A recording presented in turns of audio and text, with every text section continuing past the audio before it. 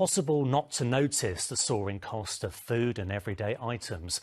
Little surprise then when it was announced earlier inflation has hit 10% and it's felt the length and breadth of the capital.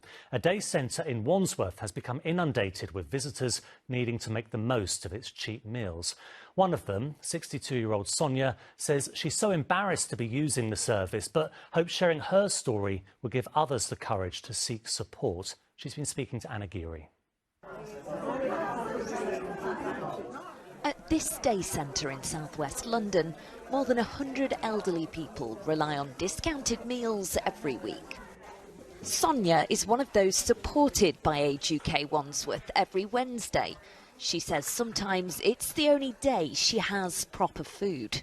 I just have hot water or coffee, toast, and that would be my meal till I can afford something else. Sometimes I go to bed starving.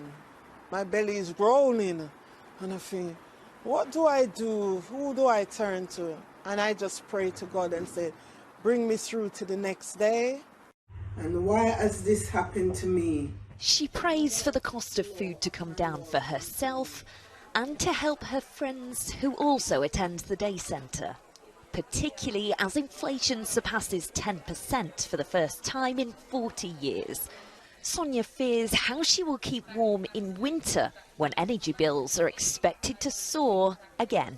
My block of flats where I live in is all electric. And if you boil a kettle, your meter is going fast.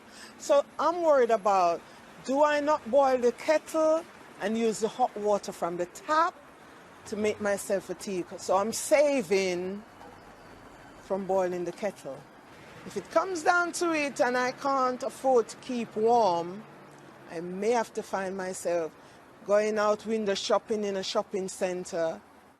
Her fears are universal, according to bosses at Age UK Wandsworth.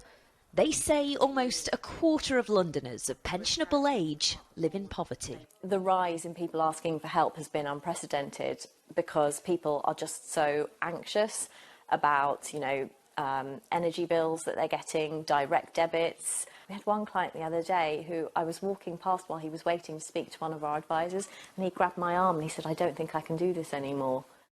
The centre in Wandsworth is appealing for donations ahead of winter. Its mission to keep vulnerable people fed and warm, so that those like Sonia aren't left to suffer alone. Anna Geary, ITV News.